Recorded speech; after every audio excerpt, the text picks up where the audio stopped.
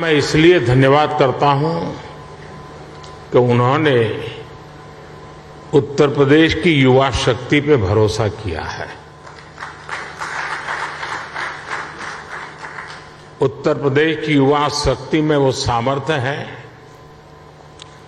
कि आपके सपनों और संकल्पों को नई उड़ान, नई ऊंचाई देने का सामर्थ्य उत्तर प्रदेश के नौजवानों में है। और आप जिस संकल्प को लेकर के आए हैं, उत्तर प्रदेश के नौजवानों का परिश्रम, उनका पुरुषार्थ, उनका सामर्थ्य, उनकी समझ, उनका समर्पण आपके सभी सपने, संकल्पों को सिद्ध करके रहेगा, ये मैं आपको विश्वास दिलाता हूं। काशी का सांसद हूं तो एक सांसद के नाते मैं ये लोभ छोड़ नहीं सकता हूं, मोह छोड़ नहीं सकता हूं। तो मैं इतना तो चाहूंगा कि आप लोग बहुत व्यस्त होते हैं, लेकिन कभी समय निकाल करके मेरी काशी देख के आइए। काशी बहुत बदली,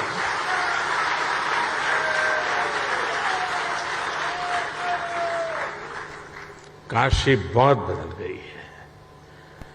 विश्व की ऐसी नगरी अपनी पुरातन सामर्थ्य के साथ नए रंग रूप में सज सकती है, ये उत्तर प्रदेश की ताकत का जीता जागता उदाहरण है। साथियों, यूपी में 80,000 करोड़ रुपए से ज्यादा के निवेश से संबंधित समझौते यहां हुए हैं। ये रिकॉर्ड निवेश यूपी में रोजगार के हजारों नए अवसर बनाएगा। ये भारत के साथ ही उत्तर प्रदेश की ग्रोथ स्टोरी पर बढ़ते विश्वास को दिखाता है। आज के इस आयोजन के लिए मैं यूपी के नौजवानों को विशेष बधाई दूंगा, क्योंकि इसका सबसे बड़ा लाभ यूपी के युवकों को, युवतियों को, हमारे नई पीढ़ी को होने वाला है। साथियों, इस समय हम अपनी आजादी के 75वें वर्ष का पर्व मना रहे हैं। आजादी का अमृत महोत्सव मना रहे हैं। ये समय अगले 25 वर्षों के लिए अमृत काल, नए संकल्प का काल, नए लक्ष्यों का काल और नए लक्ष्यों को प्राप्त करने के लिए सबका प्रयास के मंत्र को लेकर के परिश्रम की पराकाष्ठा करने का अमृत काल है। आज दुनिया में जो वैश्विक परिस्थितियां बनी है, वो हमारे लिए बड़े अवसर भी लेकर आई है। दुनिया आज जिस भरोसेमंद साथी को तलाश रही है, दुनिया तलाश रही है, उस पर खरा उतरने का सामर्थ्य सिर्फ हमारे लोकतांत्रिक भारत के पास है। दुनिया आज भारत के पोटेंशियल को भी देख रही है और भारत के परफॉर्मेंस की भी सराहना कर रही है। कोरोना काल में भी भारत रुका नहीं, बल्कि अपने रिफॉर्म्स की गति को और बढ़ा दिया। इसका परिणाम आज हम सभी देख रहे हैं। हम G20 अर्थव्यवस्थाओं में सबसे तेजी से ग्रो कर रहे हैं।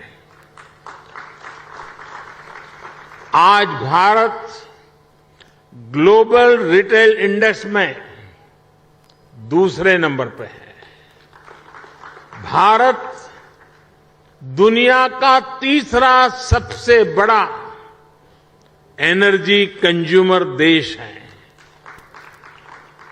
बीते साल दुनिया के 100 से अधिक देशों से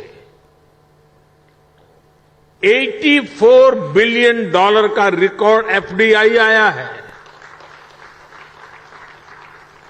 भारत ने बीते वित्तीय वर्ष में $417 बिलियन यानी 30 लाख करोड़ रुपए से ज्यादा का मर्केंडाइज एक्सपोर्ट करके नया रिकॉर्ड बनाया है। साथियों, एक राष्ट्र के रूप में अब ये समय अपने साझा प्रयासों को कई गुना अधिक बढ़ाने का है। एक ऐसा समय है जब हम अपने फैसलों को सिर्फ 1 साल या 5 साल को देखते हुए सीमित नहीं रख सकते। भारत में एक मजबूत मैन्युफैक्चरिंग इकोसिस्टम, एक मजबूत और डायवर्स वैल्यू और सप्लाई चेन विकसित करने के लिए हर किसी का योगदान आवश्यक है। सरकार अपनी तरफ से निरंतर नीतियां बना रही है, पुरानी नीतियों में सुधार कर रही है। अभी हाल ही में केंद्र की एनडीए सरकार ने अपने 8 वर्ष पूरे किए हैं। इन वर्षों में हम, जैसा अभी योगी जी बता रहे थे, रिफॉर्म, परफॉर्म, ट्रांसफॉर्म के मंत्र के साथ आगे बढ़े हैं। हमने पॉलिसी स्टेबिलिटी पर जोर दिया है, कोऑर्डिनेशन पर जोर दिया है, ईज ऑफ डूइंग बिजनेस पर जोर दिया है। बीते समय में हमने हजारों कंप्लायंस खत्म किए हैं, पुराने कानूनों को समाप्त किया है। हमने अपने रिफॉर्म से एक राष्ट्र के रूप में भारत को मजबूती देने का काम किया है। One nation one tax GST हो, वन नेशन वन ग्रिड हो, one nation one mobility card हो, one nation one ration card हो, ये सारे प्रयास हमारी ठोस और स्पष्ट नीतियों का प्रतिबिंब है। जब से यूपी में डबल इंजन की सरकार बनी है, तब से यूपी में भी इस दिशा में तेजी से काम हो रहा है। विशेषकर यूपी में जिस प्रकार कानून व्यवस्था की स्थिति सुधरी है, उससे व्यापारियों का भरोसा लौटा है, बिजनेस के लिए सही माहौल बना है।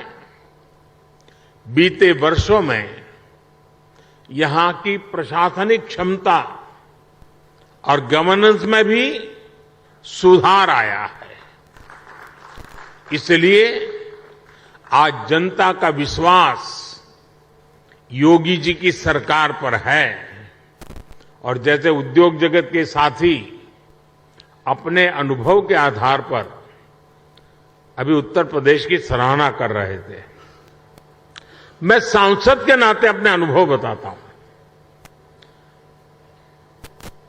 कभी हमने कोई उत्तर प्रदेश के एडमिनिस्ट्रेशन से निकट से नहीं देखा था। कभी मुख्यमंत्रियों की मीटिंगों में लोग आया करते थे तो वहां के एजेंडा कुछ अलग होते थे,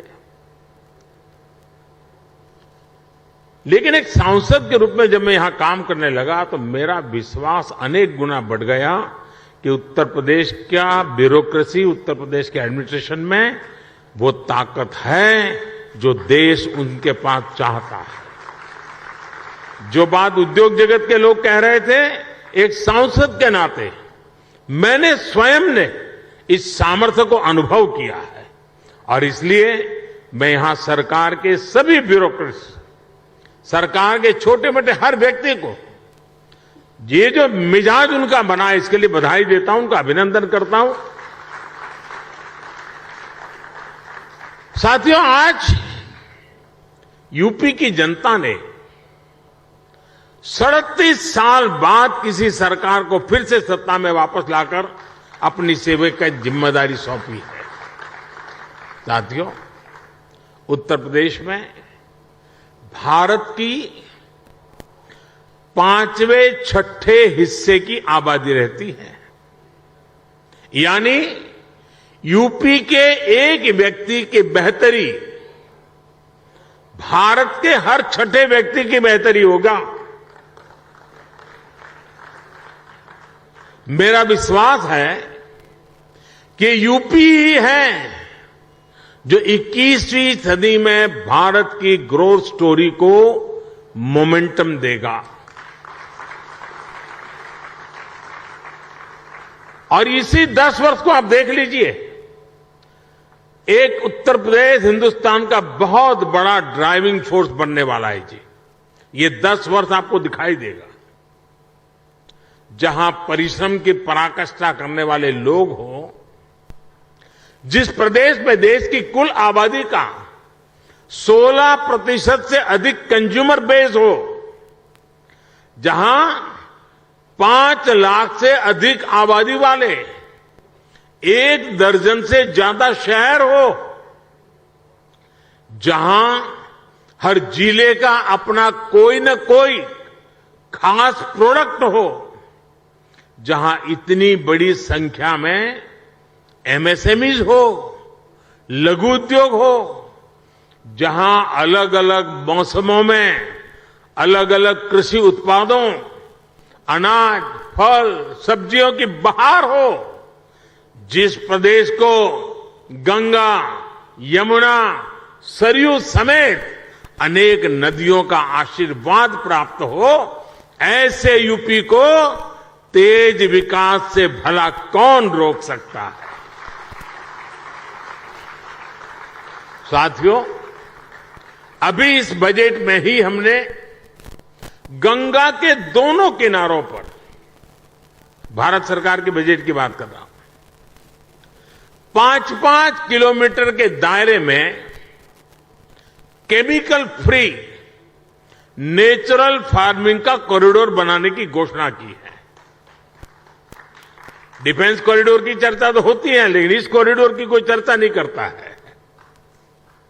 यूपी में गंगा 1100 किलोमीटर से ज्यादा लंबी है और यहां के 25 से 30 जिलों से होकर गुजरती है।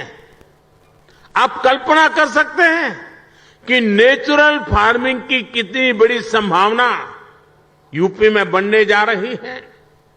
यूपी सरकार ने कुछ वर्ष पहले अपनी फूड प्रोसेसिंग नीति भी घोषित की है।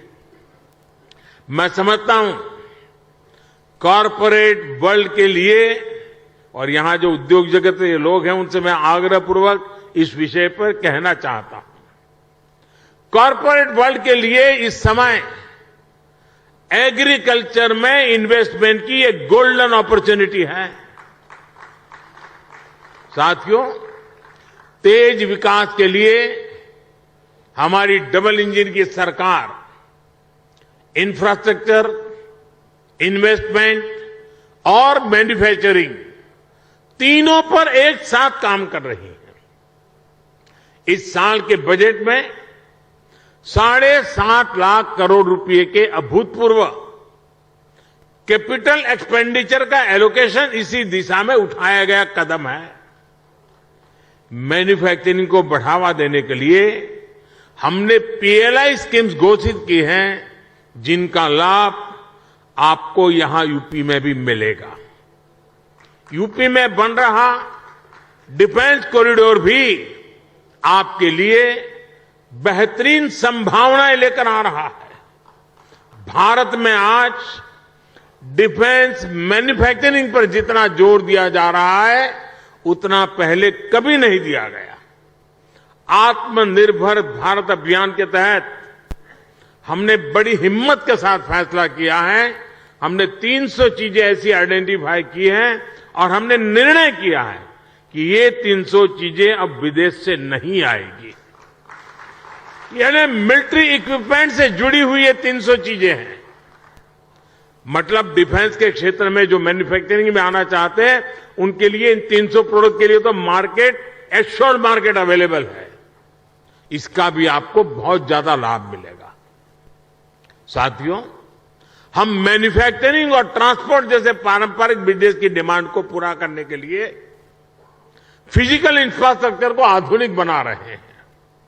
यहां यूपी में भी आधुनिक पावर ग्रिड हो, गैस पाइपलाइन का नेटवर्क हो या फिर मल्टी मॉडल कनेक्टिविटी, सभी पर 21वीं सदी की आवश्यकताओं के अनुसार काम हो रहा है।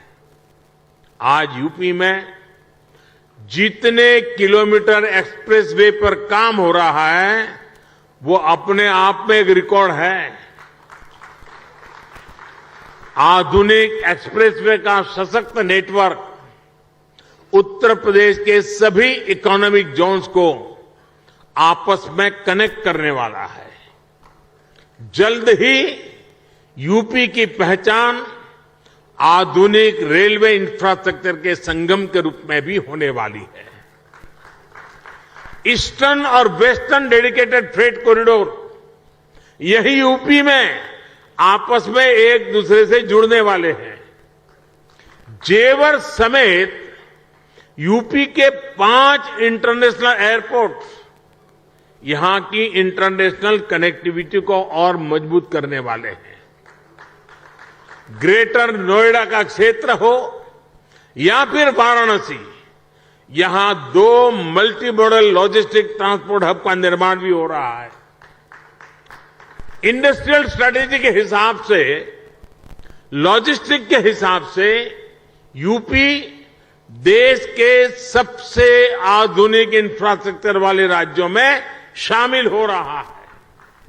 पीएम मोदी को आप सुन रहे हैं, जो उत्तर प्रदेश में आज मौजूद हैं और कई परियोजनाओं का शिलान्यास यहां पर करना है उनको, और साथ ही जो विकास से जुड़ी हुई आगे की योजनाएं हैं उसका जिक्र यहां पर प्रधानमंत्री मोदी करते हुए